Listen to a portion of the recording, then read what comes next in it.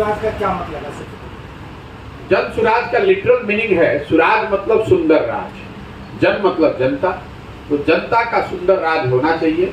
क्योंकि ये हम लोग की अपनी सोच है कि स्वराज तो देश को 1947 में मिल गया, देश आजाद हो गया। जिस सुराज की परिकल्पना लेकर हम लोग रह रहे हैं इस देश में, खासकर बिहार में, वो आज तक नहीं मिला। लेकिन सुराज किसी व्यक्ति का, किसी परिवार का, किसी वाद का न होके लोगों का सुराज होना चाहिए, लोगों की भागीदारी होनी चाहिए, लोगों की सरकार होनी चाहिए। इसलिए इसका नाम है जन सुराज। सर 2025 में आपका चुनाव होगा, उसमें आप इंडिविजुअल लड़ेगा कि किसी थर्ड पार्टी से लड़ेगा? भाई पहली बात तो आप ये समझिए कि जन सुराज आज कोई पार्टी है नहीं। जब पार्टी बनेगी, लोग मिलकर बनाएंगे, तो निश्चित तौर पे वो तय करेंगे कि कौन सा चुनाव लड़ना है, कैसे लड़ना है। एक बात तो मैं निश्चित आपको कह सकता हूँ कि अगर ये पार्टी बनी, तो जहाँ तक मेरा अनुमान है, मुझे नहीं लगता है कि कभी जिंदगी में यहाँ पर किसी तरह के गठबंधन की बात होने वाली है। अगर पार्टी बनेगी इतने बड़े प्रयास के बाद, तो इसलिए थोड़ी ना बनेगी कि वो किसी के साथ गठबंधन करके वही चुनाव लड़ने की तो व्यवस्था है नहीं। अगर आप समाज की मदद से एक नई व्यवस्था खड़ा कर रहे हैं या करने की कोशिश कर रहे हैं, और फिर आप पुराने साथियों, पुराने लोगों के साथ ही गठबंधन करेंगे या उनके साथ जाएंगे, तो नई व्यवस्था का मतलब क्या है? सरकारी योजनाओं का लाभ देने के लिए किसी करता है और जो भी लाभ नहीं ले पा रहा है, उसके लिए मॉडल है क्या? नहीं, देखिए मॉडल ये है कि बिहार में भ्रष्टाचार कम होना चाहिए। ठीक है, भ्रष्टाचार कैसे खत्म होगा? भ्रष्टाचार किसी व्यक्ति के आने से या कोई एक कानून बनाने से खत्म नहीं होगा। आप दुनिया भर के उन देशों का अध्ययन कीजिए जहां पर सरकारों ने, समाज ने भ्रष्टाचार पर अंकुश लगाया है। तो अगर आप भ्रष्टाचार का, ईमानदारी का इंडेक्स देखेंगे, तो उसमें सबसे ईमानदार देश जो हैं वो उन स्कैंडिनेवियन यूरोपियन कंट्रीज जो हैं, फिनलैंड है, स्वीडन है, नॉर्वे है, डेनमार्क है, इन देशों की गणना सबसे ईमानदार देशों में होती है। आप जाकर देखें कि उन्होंने भ्रष्टाचार पर अंकुश कैसे लगाया है। मेरी समझ से अगर दुनिया भर की जो एविडेंस है, जो प्रमाण है, उसके आधार पर अगर आप देखेंगे तो बिहार में 4 चीज करके भ्रष्टाचार को रोका जा सकता है। पहला, कि लोग स्वयं से सही जनप्रतिनिधियों का चुनाव करें। अगर आप, मैं रोज मीटिंग्स में कहता हूँ, 500 रुपया लेकर मुखिया जी को वोट दीजिएगा और फिर ये अपेक्षा रखिएगा कि मुखिया जी आकर ईमानदारी से काम करें, तो संभव नहीं है। तो सबसे पहले सही लोगों का चुनाव, समाज के स्तर पर ये जागृति आना कि हमें सही लोगों को चुनना है। दूसरा जो प्रयास है, जन भागीदारी। बिहार में लोगों को ये पता ही नहीं है कि उनके अधिकार क्या हैं, कौन सी योजना है, मुखिया जी को कितना पैसा आया, प्रमुख क्या कर सकता है, वार्ड सदस्य की क्या भागीदारी है। तो और अगर उनको पता है भी तो उनकी कोई भूमिका नहीं है। जैसे मैंने आपको ग्राम सभा का उदाहरण दिया, गांव में किसको घर मिलना है, इसकी व्यवस्था बिहार में भी 2001 में थी कि ग्राम सभा हो और सब लोग मिलकर तय करें कि किसको इंदिरा आवास मिलना चाहिए, किसको प्रधानमंत्री आवास का लाभ मिलना चाहिए। ग्राम सभा की आपने व्यवस्था ही खत्म कर दी और उसके जगह 4 अफसर लगा दिए, तो स्वाभाविक तौर पर वो अफसर पैसा ले रहे हैं। तीसरी बात जो है वो है संसाधन और सत्ता का विकेंद्रीकरण। हर फैसला जो आज है वो मुख्यमंत्री, उनके इर्द गिर्द के 3-4 अफसर और 3-4 मंत्री ही ले रहे हैं। पूरे बिहार में कहाँ क्या किस चीज की जरूरत है, ये मुख्यमंत्री कार्यालय में बैठा हुआ 4 अफसर तय कर रहा है, तो ये कैसे सुधरेगा? स्वाभाविक तौर पर जब वहां से पैसा निकलता है तो पैसा देने वाला व्यक्ति उस पर अपना कमीशन काट रहा है। जो मुखिया जी लोग से आप बात कीजिए या जो भी जनप्रतिनिधि हैं, वो ये बता रहे हैं कि कोई भी पैसा ऐसा नहीं है जिसमें आपको 20%, 25% कमीशन नहीं देना है। तो तीसरा है सत्ता और संसाधन का विकेंद्रीकरण। हम लोग ये कह रहे हैं कि पंचायती राज की व्यवस्था में जो परिकल्पना की गई थी कि 1/3 बिहार विकास का राशि चुने हुए जनप्रतिनिधि पंचायती राज के जो हैं उनके माध्यम से खर्च होना चाहिए, वो चीज व्यवस्था लागू होनी चाहिए और जनता की बड़े स्तर पर भागीदारी होनी चाहिए। अब आप ये कह सकते हैं कि भाई जो पंचायती राज में लोग चुनकर आ रहे हैं वो भी बहुत भ्रष्टाचार में डूबे हुए हैं, वो सही बात है। लेकिन जो मैंने पहली बात आपको बताई, अगर जनता सही लोगों को चुने और उनके पास ये संसाधन जाए, जनता को जानकारी हो, तो भ्रष्टाचार कम होगा। लेकिन मान लीजिए कि अगर वो जनप्रतिनिधि चोरी करते भी हैं तो भी आपने देखा नल जल योजना में वार्ड सदस्य पर इल्जाम है कि उन्होंने पैसे लिए। तो पिछली बार जो चुनाव हुआ उसमें 95% से ज्यादा वार्ड सदस्य चुनाव हारे हैं, 80% से ज्यादा मुखिया जी लोग चुनाव हारे हैं। तो ये एक व्यवस्था है लोकतंत्र में कि अगर आप बहुत चोरी करेंगे तो जनता आपको हटा सकती है, लेकिन जो अफसर उस चोरी में शामिल था वो तो आज भी सरकार का हिस्सा बना हुआ है।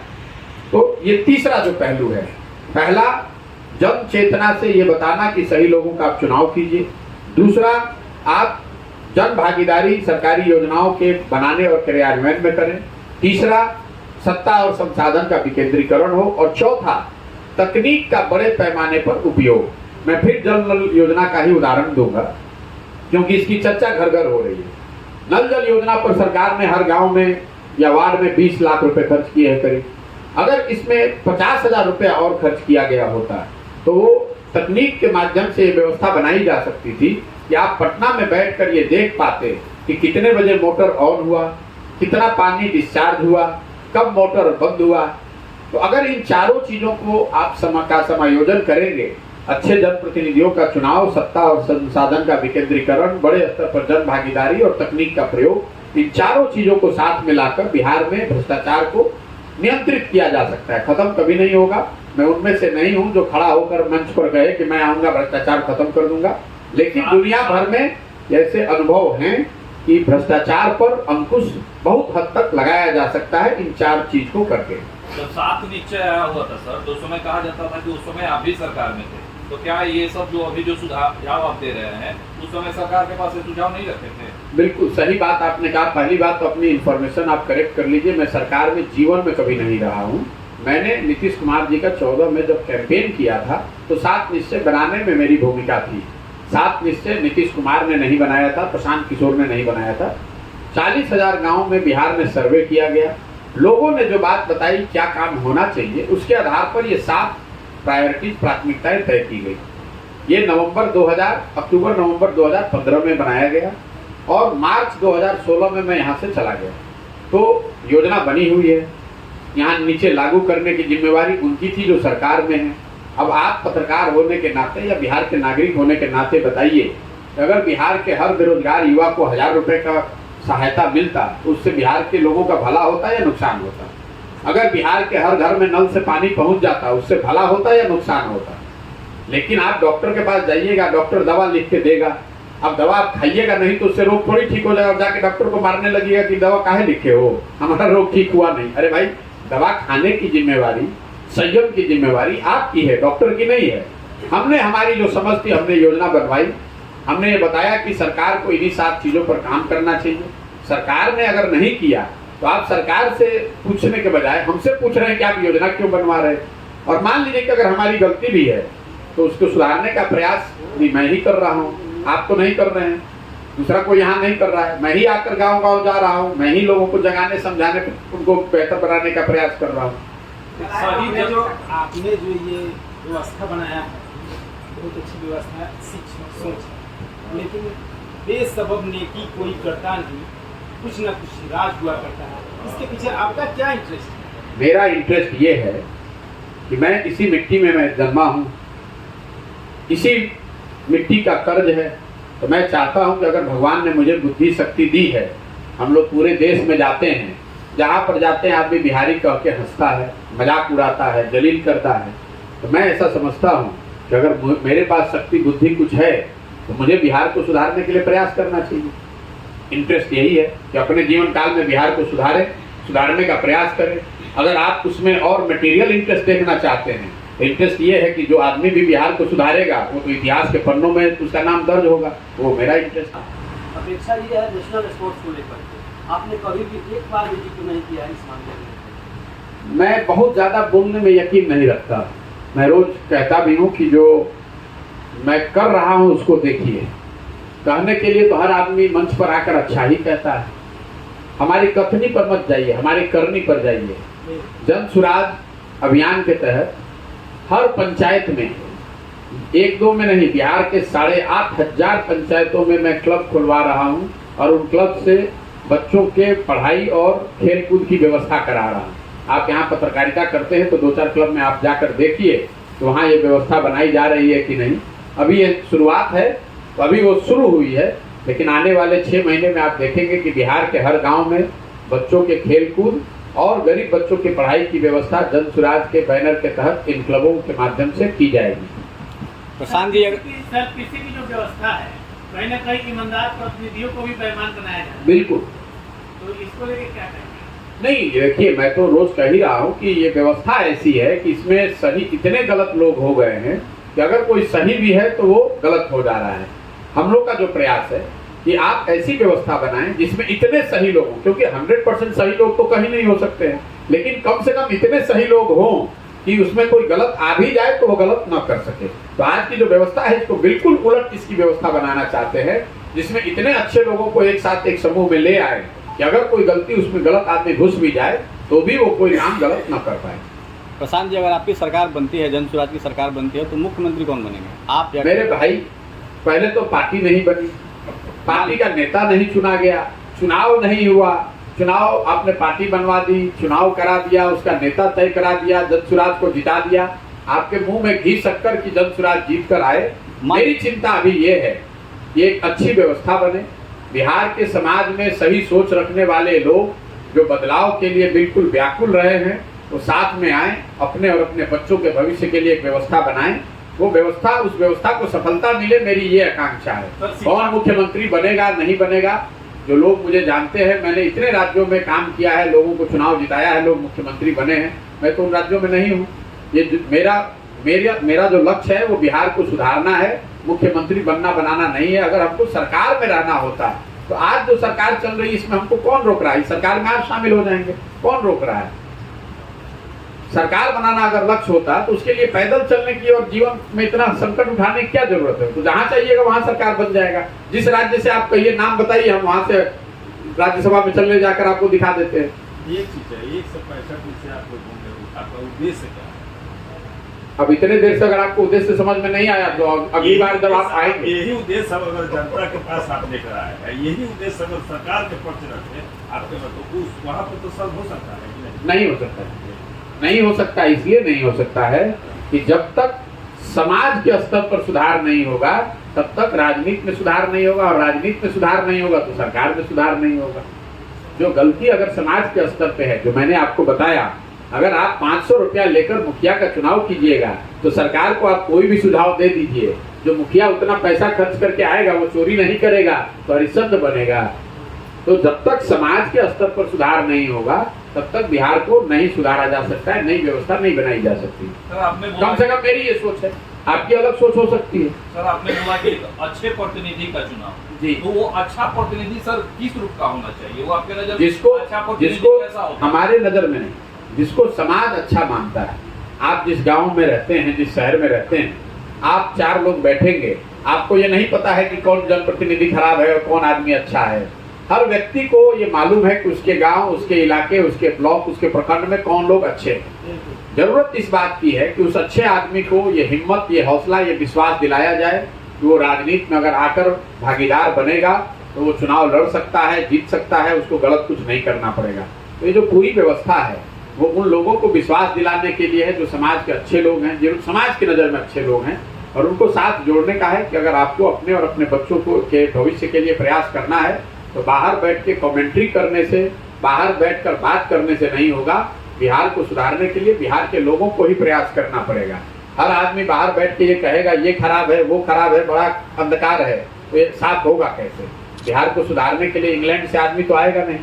आप करें, हम करें, आज करें, 50 वर्ष के बाद करें, करना तो बिहार के लोगों को ही पड़ेगा। और अगर ये स्थिति नहीं सुधरी तो जो हालत आज बिहार की है, आने वाले 10 साल, 15 साल, 20 साल में स्थिति और बिगड़ेगी। इसलिए बिगड़ेगी कि दूसरे राज्यों में तरक्की और बढ़ती चली जा रही है। तमिलनाडु में जो मारपीट हुआ या दूसरे राज्यों में हो रहा है, वो क्यों हो रहा है? उस बात को आप समझिए। वो सिर्फ रोजगार का मामला नहीं है, मामला ये है कि उन राज्यों में मजदूरी जो है वो बढ़ती चली जा रही है। केरल में दैनिक मजदूरी 700 है, तमिलनाडु में दैनिक मजदूरी 600 रुपये है। जब बिहार का आदमी 200 रुपये में यहाँ काम करता है और तमिलनाडु में जाकर 400 रुपये में काम करने को तैयार हो जाता है, तो जो तमिलनाडु में मजदूरी कर रहा है उसको ये लगता है कि मेरे पेट पे लात पड़ रहा है, इसलिए बिहार के लोगों के प्रति वो बात हो रही है। बिहार के प्रति कोई रेशियल डिस्क्रिमिनेशन नहीं है, ये सीधा बाजार का मामला है, आर्थिक मामला है। वहां पर लोगों को 600 रुपए लोग मजदूरी दे रहे हैं, बिहार का आदमी गया वहां 400 में काम करना शुरू कर दिया अपने बेवसी और लाचारी में। तो ये स्थिति और बिगड़ेगी, क्योंकि दूसरे राज्यों में तो तरक्की रुक नहीं रही है और बिहार पिछड़ता चला जा रहा है। तो यहाँ से जो लोग जाएंगे तो आपको जलालत सहनी पड़ेगी, आपको वहां धक्के खाने पड़ेंगे, वहां गाली सुननी पड़ेगी। और अगर आप और हम इसको नहीं सुधारेंगे तो केरल और तमिलनाडु से आदमी आकर तो बिहार सुधारेगा नहीं, खाली टीका टिप्पणी करते रहने से तो नहीं सुधरेगा। मैं अपनी स्तर से जो हो सकता है मैं प्रयास कर रहा हूँ। बाकी समाज की चेतना जो है, समाज जिसको अच्छा लगे वो जुड़े, जिसको अच्छा न लगे वो न जुड़े। शिक्षा व्यवस्था में सुधार के लिए क्या कुछ एजेंडा है क्या आपका? भैया शिक्षा पर सबसे ज्यादा हम ही बोल रहे हैं। ये पदयात्रा के उद्देश्यों में लिखा दिया हुआ है कि 10 बड़े क्षेत्र में शिक्षा, स्वास्थ्य, रोजगार, कृषि, आर्थिक विकास, ग्रामीण विकास, शहरीकरण, खेलकूद, सामाजिक न्याय जैसे 10 महत्वपूर्ण विषयों पर पूरा ब्लूप्रिंट बनाकर जारी करना पदयात्रा के बाद, ताकि आप जैसे पत्रकार और समाज के लोग ये देख सकें कि जन सुराज की शिक्षा को लेकर, चिकित्सा को लेकर, शहरीकरण को लेकर, कृषि, सामाजिक न्याय को लेकर क्या योजना है। उन योजनाओं को आपके पास अवसर होगा देखने का, पढ़ने का, समझने का, उसके बाद अपना मन बनाने का। इसके पहले की विधानसभा कार्यक्रमों में आपने ये भी कहा है कि हमारी जो सोच है इसी सोच पर केंद्र सरकार या राज्य सरकार पूरा कर देती है। हमें ना पदयात्रा की जरूरत है और ना हमारा पार्टी बनाने की जरूरत है। नहीं, शब्द तो आप अपने यूज कर रहे हैं। मैंने ये बात कही नहीं, कोई बात ऐसा। मैंने ये कहा कि भाई राजनीति में आने की जरूरत क्यों है, क्योंकि बिहार में बदहाली है। अगर बिहार में सब कुछ अच्छा रहता तो हम लोग को राजनीति यहाँ करने में क्या दिलचस्पी? कोई दिलचस्पी नहीं। हम जो काम कर रहे हैं हमें करने क्या दिलचस्पी? हमारी जिंदगी तो चल ही रही है, हमारी जिंदगी कोई इससे कम तो नहीं है। हम किसी मंत्री के या एमएलए एमपी से कम हमारी जिंदगी नहीं है। हम तो इससे बड़े स्तर पर काम कर चुके हैं। तो हम यहाँ इसीलिए आए हुए हैं कि इसको सुधारने का प्रयास किया जाए। अगर हमारे जैसे किसी आदमी की हिम्मत नहीं पड़ेगी तो बिहार में किसका हिम्मत पड़ेगा? इसलिए प्रयास कर रहे हैं। आगे क्या होगा नहीं होगा उसकी चिंता आप लोग करें। समाज में आप हैं, आप देखिएगा। हमने संकल्प लिया, हमको ये काम करना है। जिसको अच्छा लगे वो जुड़ रहा है, जिसको अच्छा नहीं लगे वो न जुड़े। आप देख ही रहे, हम किसी का काम करते नहीं हैं, किसी को पैसा देते नहीं हैं, किसी की कोई व्यवस्था कर नहीं रहे हैं। गांव गांव 10, 20, 50 लोगों के साथ पैदल जा रहे हैं। लोग सुबह से शाम तक इतनी बड़ी संख्या में जो मिलने आते हैं, हर वर्ग के, हर दल के, हर जाति के, हर समाज के लोग आ रहे हैं। आपको उनसे पूछना चाहिए कि वो क्यों आ रहे हैं, क्यों जुड़ रहे हैं। बहुत बहुत धन्यवाद। शांत जी, एक सवाल। अरे भैया 2-3 एक सवाल सर। ईडी और सीबीआई जो लालू यादव के परिवार पर कार्रवाई कर रही है, क्या उससे नीतीश कुमार इंटरनली खुश है? अब नीतीश कुमार इंटरनली खुश है कि नाराज हैं, हमारे पास इसका कौन सा लेंस है कि हम देखकर बता दें। लेकिन पत्रकार होने के नाते आप तो ये देख ही रहे कि नीतीश कुमार ने उसके पक्ष में भी कुछ नहीं बोला, विपक्ष में भी कुछ नहीं बोला। गोल गोल घुमा के, इतना गोल गोल घुमा दिए कि उनको खुद ही नहीं पता चला कि वो क्या बोले। तो भाई अगर उनको लगता है कि लालू यादव या लालू यादव जी के परिवार पर जो छापा पड़ा है ये गलत है, वो भ्रष्टाचार में नहीं लिप्त है, तो नीतीश कुमार को आकर बिल्कुल साफगोई से ये कहना चाहिए कि भाई हमारे सहयोगी हैं और इन पर भ्रष्टाचार का सारा जो आरोप है वो निराधार है। ये लाइव कहना चाहिए। और अगर ये नहीं कह रहे हैं तो अपने आप आपको पता है कि वो क्या कह रहे हैं। भाई नीतीश कुमार को ये, जैसे आरजेडी के लोग चिल्ला चिल्ला के कह रहे हैं कि हम लोग बिल्कुल भ्रष्टाचार में लिप्त नहीं है, तो नीतीश कुमार को भी ये कहना चाहिए। लल्लन सिंह से काहे कहलवा रहे हैं भाई? अपने क्यों नहीं कह रहे हैं? अपने मुंह में क्यों दही जमाया हुआ है? ये बताता है आपको कि नीतीश कुमार अंदर से क्या सोचते हैं। अरे भाई नीतीश कुमार को कोई आरजेडी और तेजस्वी यादव से प्रेम नहीं हुआ है, ये बात मैंने पहले भी कहा है। नीतीश कुमार जी जो आज महागठबंधन में हैं वो विशुद्ध 2 कारणों से हमसे मार्च में आकर दिल्ली घंटों बैठकर मिले हैं, बात किए हैं। महागठबंधन बनाने से पहले हमको बताया कि बनाएंगे। वो सिर्फ इसलिए बनाया है उन्होंने महागठबंधन कि नीतीश कुमार की राजनीतिक समझ ये थी कि 24 में अगर भाजपा देश में जीत कर आएगी तो सबसे पहले इनको हटाएगी और यहाँ पर अपना मुख्यमंत्री बनाएगी। तो इसलिए भाजपा हटाए उससे पहले खुद ही छोड़कर महागठबंधन बना लें तो कम से कम 25 नवंबर तक तो मुख्यमंत्री बने रहेंगे। और दूसरी सोच उनकी ये है कि हमारे बाद, उनको भी मालूम है कि 25 के बाद तो मुख्यमंत्री बनना नहीं है, तो हमारे बाद ऐसी सरकार रहे जो आज से भी बदतर हो, ताकि लोग ये याद करें और कहें कि भाई कुछो कहो कतनो खराब रहे नीतीश कुमार के सरकार एकरा से तो ठीके रहे। तो आप नीतीश कुमार को नहीं जानते हैं, हम उनको बहुत अंदर से जानते हैं। ये नीतीश कुमार आप अंदर तक रहे हैं, हम उनके साथ घर में रहे सालों तक। तो मैं आपको बता रहा हूँ नीतीश कुमार को कोई आरजेडी और तेजस्वी यादव, आप हमको कोई पत्रकार में आपको दावा कर रहा हूँ नीतीश कुमार के मुंह से ये कहलवा दे कि लालू यादव तेजस्वी यादव भ्रष्टाचार में शामिल नहीं है, ये कहते नीतीश कुमार वो कह ही नहीं सकते हैं। एक बात तो कहें कि वो जो अभी हम गठबंधन जो, अरे भाई वो तो देखिए फिर वही किंतु परंतु वाली बात। भाई पहले ये बात कह दीजिए कि ये भ्रष्टाचार में लिप्त नहीं है, सरकार इनको परेशान कर रही है क्योंकि इन्होंने गठबंधन बनाया। तो पहला लाइन वो नहीं कह रहे हैं, दूसरा बात घुमा रहे हैं। अरे भाई ये कहने से आपको कौन रोक, सीधा सवाल होना चाहिए कि आपकी नजर में आरजेडी के नेता लालू जी तेजस्वी यादव या उनके सहयोगी भ्रष्टाचार में लिप्त है कि नहीं है? नीतीश जी कहते कि नहीं है, इसमें दिक्कत क्या है?